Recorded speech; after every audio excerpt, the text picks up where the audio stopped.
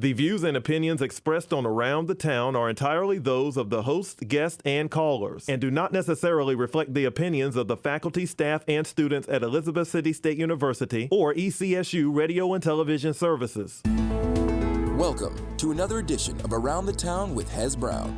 And now your host, Hezekiah Brown. Good evening. You are tuned in to Around Town with Hez Brown. This is a place where you get the news that you can't get anyplace else. WRVS 89.9 FM. Listen, I am just so excited today about our guest, and I won't tell you who it is yet. I'll just let you figure this out. But we have a special guest today. But before we do that, as you know, each time that I give a few nuggets about how to resolve conflict, I have to tell all of you, you just know now that we have so much conflict in the world today, and that everybody is almost in a quandary as to what to do. And guess what they're doing? Nothing. So we have to start to see if we can find ways and means to just give you some nuggets on how you could resolve conflict. And you know, I gave out these 6 nuggets several times on this radio program. And each time somebody comes back and says, I missed those nuggets you gave out. Could you do it again? So maybe I'll start every program off with these 6 nuggets. And these 6 nuggets are companions that one must learn to live with. Number 1 is that you must learn to live with numero uno. That's yourself. You have to learn to live with yourself first. If you learn to live with yourself, but you know, so many people dislike themselves. When they look in the mirror, they see a different person. But you must learn to live with yourself. And once you accomplish that, then you got to learn something else. You have to learn to live with others. You have to learn to live with those around you, the people that you deal with every day, the people you work with, the people you go to church with. You have to learn to live with them. And the third one is that you must learn to live with challenges. Every single day that you get out of bed in the morning, there's going to be a different challenge. It's not like it was years ago. You know, people my age, years ago, you could go to bed at night and you could predict what's going to take place the next day. In this day and age, you never know what's going to happen, what challenge is going to be for you that you did not have the day before. The next one is probably the most prominent one, that you must learn to live with change. The world is changing at such a fast pace now until we don't even understand how fast the change is coming. And some people resist change. But I can tell you one thing, 90% of the change that's taking place is good, but we still have to somewhat educate folks on the change and why it is. But you have to learn to live with it, because if not, it's going to run right over you. And the 5th one is what affects many young people and sometimes old people. You must learn to live with choice. As a matter of fact, I was talking to a young lady the other day that made a bad decision early in life, and that decision is haunting her until today. So the choices you make, even as a young person, as you go through life, those decisions you make and the choices you make can come back to haunt you now. And it could be 40 years later, 50 years later, it can come back to haunt you. So be mindful of the choices that you make. And the last companion that you must learn to live with is the one that I live with all the time, and the one that I'm an expert on. How you like that? I'm an expert. It's not many of those anymore. But anyway, number 6 is we must learn to live with conflict. No matter where you go, at home, in church, in the community, in school, no matter where it is, you're going to find conflict. But guess what? The whole world have not focused on conflict. If we look at today's world, there's so much conflict going on until it's just phenomenal. And nobody's talking about how to solve problems. They continue to talk about how to make problems. They continue to use power to try to change things. And you know what? We have to start to teach young people early in life how to resolve conflict. Okay, so much for those nuggets. Now, please don't see me on the street again and ask me, so what was number 5? What was number 3? You got it again. But anyway, those are the companions that you must learn to live with. Now, let's get to the day. This is a special day. And today is, I am myself saying that this is ECSU Day on WRVS. You know, Clay don't know I'm saying that, but I'm saying that this is ECSU Day because we have the leader, the visionary, the chancellor of ECSU, Chancellor Dr. Karrie G. Dixon. Good evening, Dr. Dixon. How are you? Good evening. I am wonderful. Excited about being a part of this show today. You know, and we are so pleased to have you because I guess I should tell you that this is the news that people can't get anyplace else, you know. So it has to do with community, it has to do with business folks in the community, it has to do with leaders in the community, from the mayor to the superintendent of schools. We just try to get positive information out.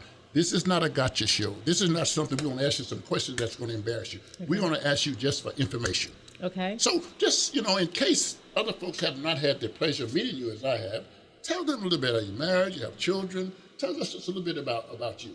Sure. So, again, I'm Karrie G. Dixon, and I serve as the Chancellor of Elizabeth City State University, and I am quite honored and very pleased to be the leader of this great institution. In regards to being married, I have to say I married my college sweetheart. And from what we understand when we first arrived here, he is the first gentleman of Elizabeth City, the first gentleman of Elizabeth City State University since its founding in 1891. So we're excited to be here. We've been married 19 years. And so it's been a long, and actually we met, like I said, in college. And so it's been more than 19 years that we've been together, but we've been married for 19. And we have 2 children. And 2 delightful, beautiful, smart daughters. One, our oldest is Cameron, and she's 17. She's a rising senior, and actually today she's in senior orientation at her high school. And then our youngest is 9 years old. Her name is Corinne, and she's in 4th grade. And so they are such a delight, and they love ECSU just as much as we do. Wonderful, wonderful. Thank you so much for that. Now, I just want to say, you know, in terms of education, you know, sometimes people, you know, they start out, did you always say, I want to be a college administrator? I want to grow up and be a chancellor? How did you get to this position? Well, not always. So I started out with my college journey really focused on television and media. And so my first start to a career was I was able to be offered an internship my senior year in college at WREL in Raleigh, North Carolina, Capital Broadcasting. And so I interned there working with Monica LaLiberty on 5 on Your Side as a senior in college. And then from there, I was able to earn my first position at an NBC affiliate, WXII, in Winston-Salem. So that's something people don't really know about me, is that I started out doing some things in television. Marketing was really a big passion of mine. And from there, I went on to work for a marketing firm that was out of Chicago. That had a really big client, the client with Kellogg and some other big clients that they had.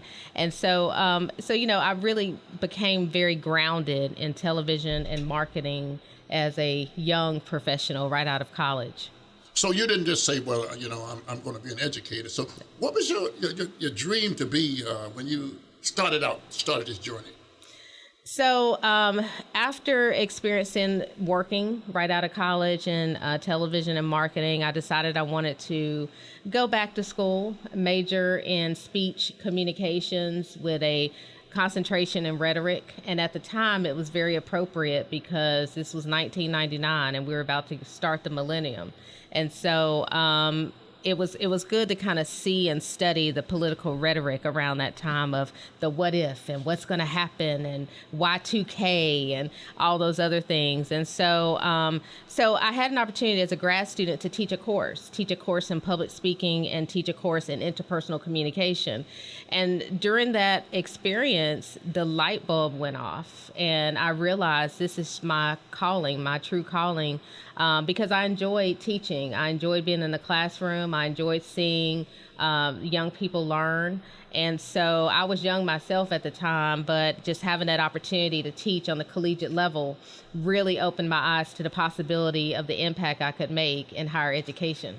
So in other words, you didn't teach in elementary school. You didn't teach in high school. No. Yeah. Okay. All right. Because as I said again, most time when folks that get involved in education, they started on a teacher level at elementary school and going up, and then certainly become superintendents and things like that. Right. You started on another level. Okay. Yes.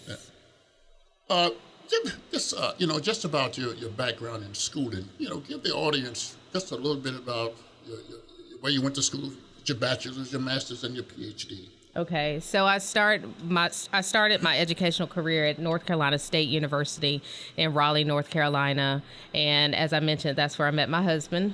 We were both there and graduated from North Carolina State, worked for a couple of years in television, left there, went to UNCG for a master's degree in speech communication with a concentration in rhetoric, and graduated from there and decided to go back and teach again. So I went back to NC State and I started teaching there. I taught 4 classes and was also an academic advisor. And at that time, as I said, the light bulb went off when I started my master's program that I wanted to be in higher education. So I knew I needed to gain as much experience as I could. And so going back to NC State as a lecturer at the time, teaching 4 classes and also an academic advisor, that really gave me some really good experience. So I did that for 4 years. After teaching, I finished my doctoral degree and had an opportunity to become the first assistant vice provost at NC State in the provost office. And mainly, and the youngest at the time, I was only 28 years old. And so I served in that role, and it was a new role, so I was able to really create it to be what it is today, because there are people still serving in that role. But it was a great experience. And from there, just getting a sense of what it's like to be an administrator and the impact you make as an administrator on the lives of students and also on student success. And so after doing that for about 4 years, additional 4 years, so I spent 8 years total at NC State, I got a phone call one day from a person by the name of Dr. Harold Martin, who is now the chancellor at North Carolina A&T State University in Greensboro, where at the time, Dr. Martin was senior vice president for academic affairs at the UNC system office, working with president at the time, Erskine Bowles. And he called me up and he said, I heard a lot about you. I heard you do really good work, and we're in need for an assistant vice president at the system office. At that time, I had no idea what the system office did, where they were, what impact they made. And so I talked to a few of my mentors, and they said, you have to do this. You have to do it because it's a training ground. And if you really want to be an administrator, you want to be effective, you want to really be exposed to higher education on a macro level. And so I pursued that opportunity, and I was able to become the assistant vice president of academic and student affairs back in 2008. Wonderful. Let's just say you've held other positions at UNC. Mm-hmm. Which one did you enjoy the most? I really enjoyed the positions I've held at the system office. So just thinking about the way I just answered a question about my journey. So I spent 10 years total at 2 other institutions, UNCG and NC State, as an administrator and also as an adjunct faculty member. And then from there, going to the system office really gave me an opportunity to see higher education at a macro level. To see and to work with 17 institutions was just absolutely amazing.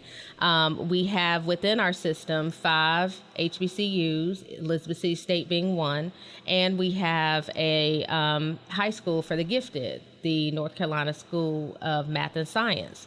And so being able to work with such different, very diverse institutions across the state and shape and write and guide policy was something I could never, ever get if I would have stayed where I was. And so being able to work with all 17 institutions, their chancellors, their vice chancellors, really afforded a great opportunity to really understand how higher education works in North Carolina, and also how to work on the political scene in regards to higher education in North Carolina, how to advocate, how to work with legislators and how to just work with the general public in understanding what we do and why. You know, I just think that you have a very distinguished career, because I read the whole thing. And one of the things that I guess I would want to ask you at this time, it was a real rigid process in order to select the chancellor of ECSU. Just tell the audience why you feel you were selected to head this great institution. Well, it really was a rigid process, and I wanted to compete for this opportunity just like any and everyone else who were able to apply for it. But I believe I was chosen because I believe the alumni, the trustees, the the community at a whole, as well as the community surrounding ECSU, realized the level of experience I would be bringing to the position, and also the understanding of how higher education works in North Carolina. And being able to advocate for the needs of ECSU was something that I've been able to do in my previous position as Vice President for Academic and Student Affairs for the entire system. And so that in itself, I think, really helped people to believe that I was equipped with the experiences and the preparation that was necessary to be successful in a position of leadership here. And so I was quite honored that I was chosen. Wonderful. And we're honored that you were chosen too. But now, in every single job, there's a good side, there's a bad side in terms of that. So I think you've been here long enough to know now, what do you feel is going to be your most difficult task? Well, so there are a couple of things. One, this institution faced many challenges in the past, and what we're trying to do now is grow back into our campus. And one of those challenges is just the enrollment decline that occurred several years. And growing back into the campus means that enrollment has to be a priority, because we know, just based on funding for the state of North Carolina, when you look at public education, more specifically higher education, it is based on enrollment currently. And so we know in order to get the funding necessary to have the resources that we need to grow. We need to grow back into our campus here at ECSU. And so that is one challenge. Another challenge is just changing the perception of how people feel and how they think about ECSU. And I'm very happy that we have the support of the legislature, we have the support of the UNC Board of Governors, and we have the support of the UNC System Office. And having all three of them being very supportive and advocating for the needs of this university, it hasn't always been that way. And it hasn't always been that way because of some of the challenges that the university faced and some of the things that occurred. And so, that is another priority. It's just helping people to understand it's a new day. Recognizing by talking with the alumni that it's not taken away from the history of the institution by saying it's a new day, because what I want is for the students who are here now to feel that same sense of pride that I hear from many alumni that they experienced when they were here. And Viking pride? That's right. And Viking pride? Viking pride. And so I want the students here now, they deserve it. They deserve to feel that same joy, that same energy that I speak with many alumni that they tell me about with their experiences here. I want the students here now to feel that. Chancellor, I live here for 16 years now and became very attached to this university. I served as the chairman of the Board of Visitors at one point here. And but I kind of watched the university, go from a high of over 3,000 students to almost half of what it was. And there weren't any plans on how to get it back. I think the implementation of the SAT scores and the GPAs had an impact on the enrollment, contrary to what other folks say, but I believe that this is really what happened. But I think that as we continue to grow now, there are some things on the horizon. For example, I'm aware of the Promise program, and I'm sure that a lot of folks that the listening audience are not familiar yet with what that is. Would you just kind of explain what the Promise program is? Sure. So you mentioned the minimum admissions requirements. So that was a decision that was made back in 2007 when there was a concern about graduation rates across the UNC system. So the thought behind that with the Board of Governors at the time was that if we put minimum admissions requirements in place, that would raise the academic profile of students enrolling at all 17 UNC campuses, and that would in turn raise the graduation rate. Some campuses did experience some decline when the minimum admissions requirements were fully implemented, but there were also some other issues that attributed to the decline as well. And so NC Promise is a program that was implemented, put in place by the North Carolina General Assembly. And it actually is a program that was, from what I understand, designed initially for ECSU to promote growth in this area, because people understood, based on the community voice, the alumni voice, how important this institution is to Northeastern North Carolina. It was critical to have this institution thrive and survive because it means so much to this area of the state. And so NC Promise was expanded from to 2 other institutions. So it's 3 total: ECSU, Western Carolina, and UNC Pembroke. And what it does is it allows us to provide a discounted tuition rate of $500 for in-state students per semester and $2,500 for out-of-state students per semester. And it's all about pushing a quality education at an affordable price. And that's what NC Promise is about. And we saw significant growth last year with NC Promise, and we will see growth again this year. But it's all about making sure that higher education is affordable and can be realistic for anyone to take advantage of. Okay, wonderful. So we got past that other stuff now. Let's talk about the real stuff. I said to you earlier that yesterday I was so impressed because, and I'll tell you the reason why. The reason I was impressed because I know that the STEM program was on campus, and I know that the STEM program is going to be leaving campus.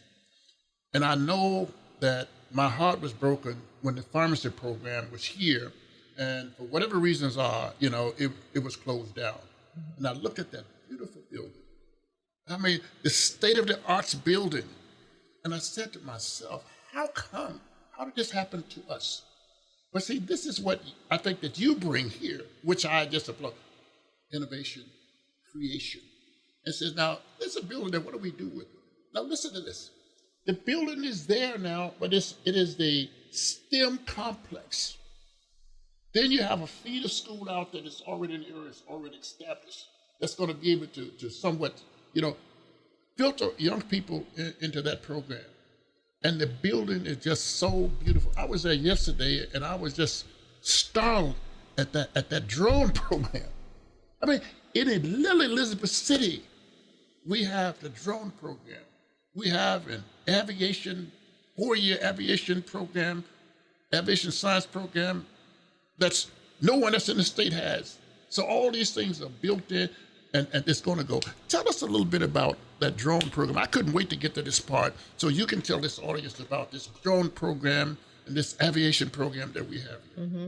Well, it's definitely innovation. And when I first arrived on campus, the first thing that I noticed when I took my tour around campus is, why is this building underutilized? This building has so much technology in it, and I remember the conversations back when I was in the system office around the establishment of the pharmacy building with UNC Chapel Hill and ECSU. So I had that history in the back of my mind because I remember being there, listening to those conversations. But more specifically, this is a great building that was underutilized. And so once I was able to assess kind of where we are right now with technology, with innovation, it made no sense as to why we weren't using that building the way we should. And so my first indication was to go and talk with Dr. Rawat about moving aviation over there, because if aviation is going to be our signature program, it needs to be in a signature-like building with technology that we're able to show off. And so immediately Dr. Rawat said, oh, yes, we've been waiting for this, somebody to do this for us. And for me, that was low-hanging fruit. I was like, okay, but, it just made sense. And so that's kind of how I think. I think along the lines of what makes the most sense and being strategic about that and creative. And so he immediately agreed, and we moved aviation to the STEM complex. But at the time, it doesn't really make sense for a building of that magnitude to be named after one specific program. And so changing the name to STEM really allowed it to be more inclusive with other with disciplinary programs beyond pharmacy, but still having pharmacy over there, but to have two academic departments in there. So we have the Department of Health and Human Studies is in there, and then also the Department of Aviation and Emergency Management. So you talk about drones, and drones that's technology, that's the future. And more people are going to be looking for that sense of expertise in drone usage, whether you're working for an insurance company surveying damage from storms or whatever disaster could have taken place, or if you're working for law enforcement. Now they're looking at drones as being the innovative tool to help them do their jobs much more effectively and efficiently. I've talked to sheriffs across North Carolina. They come here to visit. They want to be trained on drones because they know how important they are to our future. And so we're excited about the Unmanned Aircraft Systems degree that comes online this fall. So first day of class is today. And so students were able to take advantage of that. But it's just something that's cutting edge and innovative, that the students looking for degrees in technology and advanced innovation for the future, aviation science, emergency management, our other programs in health and human sciences, social work, psychology, and kinesiology. I mean, we have it going on here, Mr. Brown. You have to tell me. I'm yes, here. Yes. You know what I'm saying is that I don't think there are many people, I shouldn't say the community, understand the significance of the aviation science program, because you can produce pilots. Exactly. Right? Exactly. And you can produce airline controllers. Exactly. And these are, what I'm saying is that as a, I guess they still call them airline controllers. Air traffic control. Air traffic controllers. Mm-hmm. Yeah, air traffic controllers. Mm-hmm.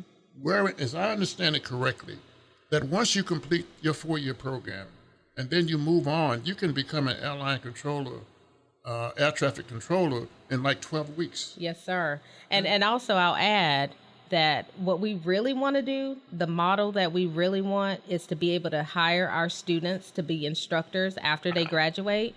But let me tell you the issue or the problem. It's a good problem, though. We can't keep our students longer than 6 months. Oh. They're being sought after quicker than we can get them to stay and be instructors, which is a good problem. But, it's something that we would want to kind of build a model where we employ our students here to be instructors after they complete their degree and their flight hours. But now, the more people learn about this program, and you're right, it's a jewel. It's a jewel that everybody in the state needs to know about. And we're making concerted efforts to get the word out and help people understand that we are the only 4-year degree program in aviation science. And on top of that, Mr. Brown, we have a fleet of aircraft. Say that again. We have a fleet of aircraft. Yeah. And that biggest secret in the state is just no longer a secret, because I did hear Tim Moore said, this aviation program is the biggest secret in North Carolina. That means it's going to be out. Yes. It's going to be out there. And I tell you, just yesterday, as I, just kind of moved around and talked to people, there were people who had their children out yesterday, and they saying, this is what you're going to do, And that is so important, I think, that even, and these are local people, this is not someone from someplace else, Mm-hmm. But I'm just saying that I understand, and I just hope that we can find a way to really, really educate this community on what we have, this jewel we have here. Now I know there are a lot of folks here who graduated from ECSU, and they are firm supporters. They love the university, but we want to make 100% of the people here aware of what's going on at this university. You know? Exactly. And when they say Viking pride, they don't say it low; they say it loud and mean it. Loud.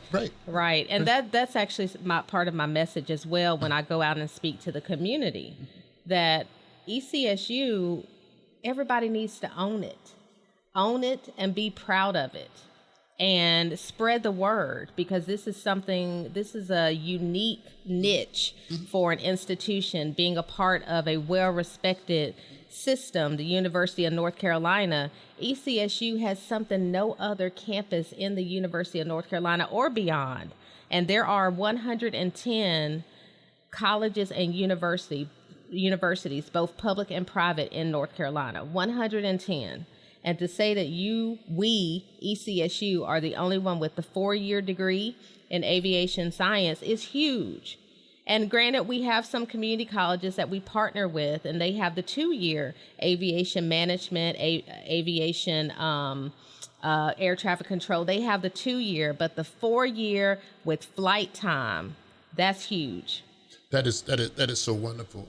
I understand that the STEM complex will have a Boeing 787 Dreamliner airplane that will permanently be mounted at the school. You know, how did it get there?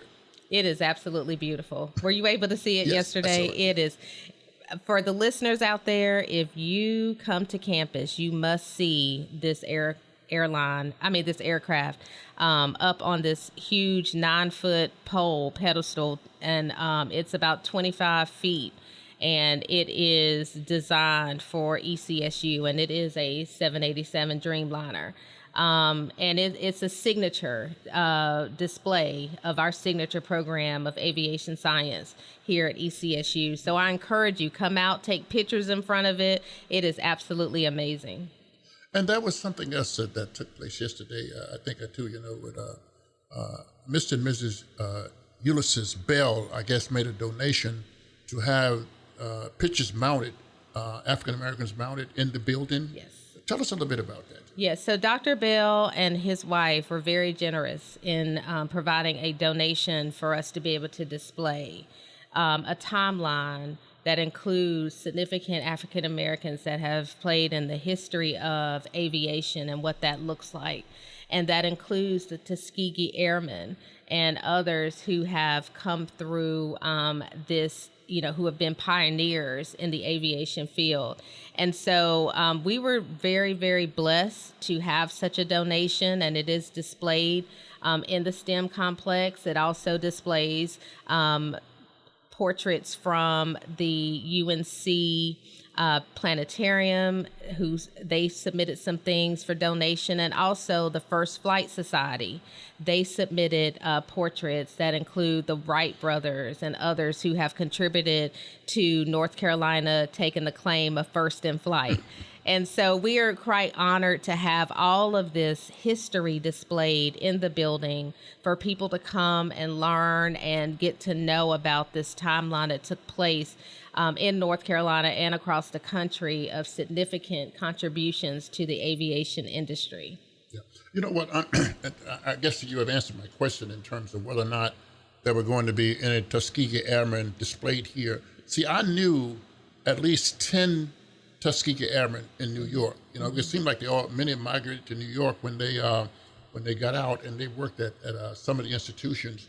And we were able to get them to get tremendous donations from aerospace companies to our high school district in Long Island, And they were always available and ready. But they have a phenomenal story. Well, it's not many can tell you. Because I think I was in Tennessee a while ago, and they have another park there for Tuskegee Airmen. Yes. And so, but I'm just saying, it just have all of this. Number one, you have the aviation science program, the pilot program. You have all of these things that's going on, in this institution. Tell me how we can educate this base, this 21 county area. How can we get the word out to them? Even if they don't want to come, but they can be aware, and they can feel like I feel. They can stick their chest out and says, ECSU and say Viking pride with confidence? How could we get this out to people? Well, one thing that we're doing strategically is making sure that we take every opportunity to educate the community about what we're offering here at ECSU. And I am very excited about our new superintendent, Dr. Catherine Edmonds, who is the new superintendent for Pasquotank County Schools, because one thing that she and I have committed to is making sure that the schools, the principals, they understand what we're offering here, and they take advantage of coming to the STEM complex and educating students with some of the classes, that they're teaching, and then also our planetarium. And our new planetarium, the grand opening, is going to be the week of my installation. September 4th will be the grand opening of the planetarium. And so just making sure that we're focused on partnerships and working collaboratively with the community, with the school districts. I've met with several superintendents within the 21 county area, and I try to get out there. I've met with some of the presidents of community colleges as well. And so there's a desire to do things and work with Elizabeth City State University, but people are also wanting to be sure that we're going to be at the table ready for this partnership with them. And so, just having that events like yesterday. I mean, we brought over 100 people out there yesterday. Absolutely amazing. And they were excited. And so when they go back and talk to their neighbors and their disciples at church and other people, I mean, that's how word spreads. And so we have to definitely make sure that people are well equipped with the story and with the narrative to understand where we are today at ECSU and to really own Viking pride. That's it. I think the other thing that you mentioned in terms of the inauguration, installation that's going to take place here, tell us, I read the program, and it's just a program that's filled with excitement, you know what I mean?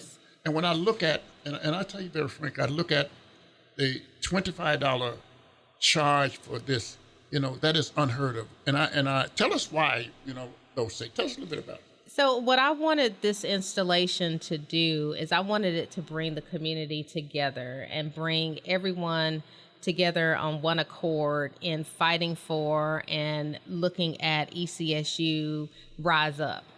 And that's the theme for this academic year is ECSU Rise Up. And the students, faculty, and staff already know that, but just making sure the community is aware as well. And so part of this installation, I wanted it to be very community focused. I wanted it to be affordable. I didn't want anyone, no matter who you are and where you are, to think you could not afford to bring your family or your wife or partner or spouse to a ball and get dressed up. And, many people have stopped me and said, I'm so glad you did this. I've never gotten dressed up for a black tie event.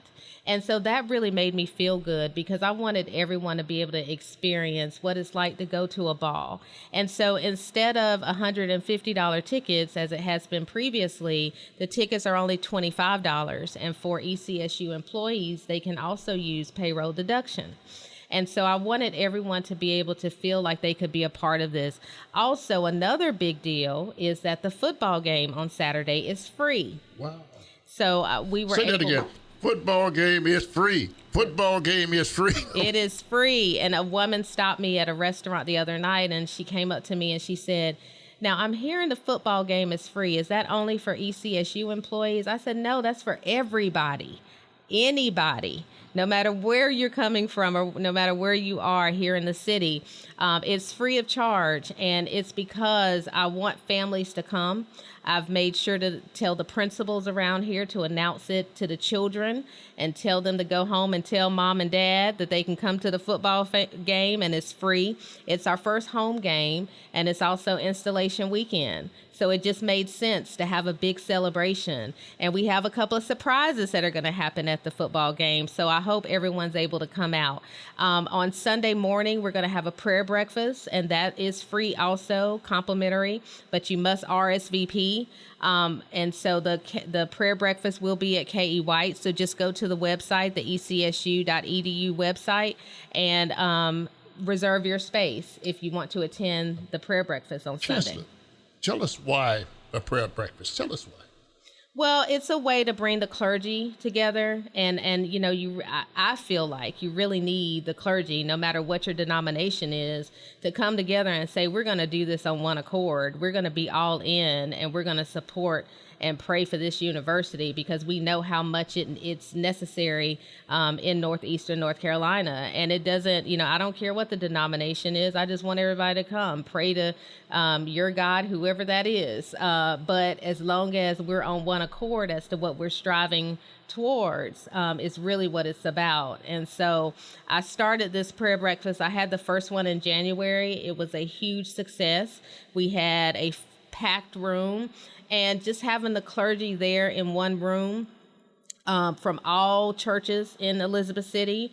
No one was excluded. Everyone was invited. So if someone couldn't come, of course, they weren't there. But it was a very nice way of saying, hey, we got to come together and really support this institution. And we can't do it without you. And that was my message. And we're going to do this together if we're all going to be committed. And so I'm excited about that as well. But it's going to be a great weekend, and we're going to have some events earlier in the week as well, like the grand opening of the planetarium, as well as we're going to have a presentation by Dr. Glenn Bowman on the history of ECSU. So that's going to be good. So come out for that free of charge, the history of ECSU, to learn more about this institution and its impact in Elizabeth City. That's wonderful, Chancellor. As I said again, when I asked you earlier, why you think that you were selected. And if people listen to this program, they will understand that you're a creative person. You believe in innovation. And not only that, but you believe in change. And so all those things are packaged together. Let me ask you this question. I heard you mention earlier that when you was first changing jobs at one place, you call your mentors. Do you still have a mentor? Oh, yes, sir. They're coming to the installation. I have two of them actually are going to speak on the program at the installation on Friday, September 6th at 10 a.m. One is Dr. Harold Martin. As I mentioned, he's the current chancellor of A&T, North Carolina A&T State University.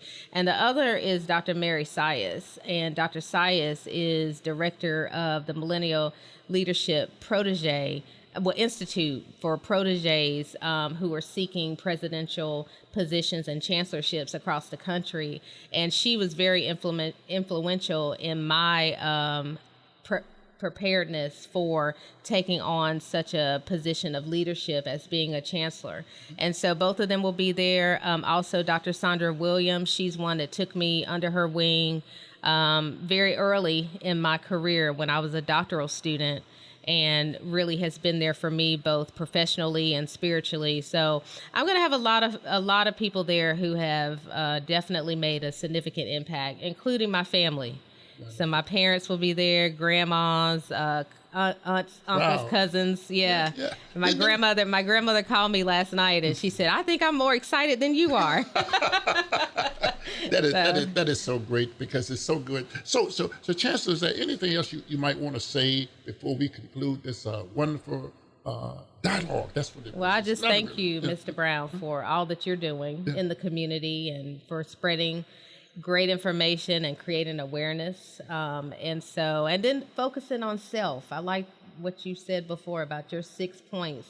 Those really definitely related to all of those. And so I'm just grateful to be the leader here, the chancellor at Elizabeth City State University. I know how great this institution is and how great it can be. And I'm committed to working with the community, with our alumni who are absolutely amazing. This institution has some wonderful alumni, I tell you, and they are committed and they are passionate. And that means a lot, because you got to have that support. And so I'm committed to working with the alumni, the community, all stakeholders, our elected officials, our UNC system, and just trying to do all we can to build continued support and advocacy for ECSU, because this university deserves it. And this area, this region, northeastern North Carolina deserves it.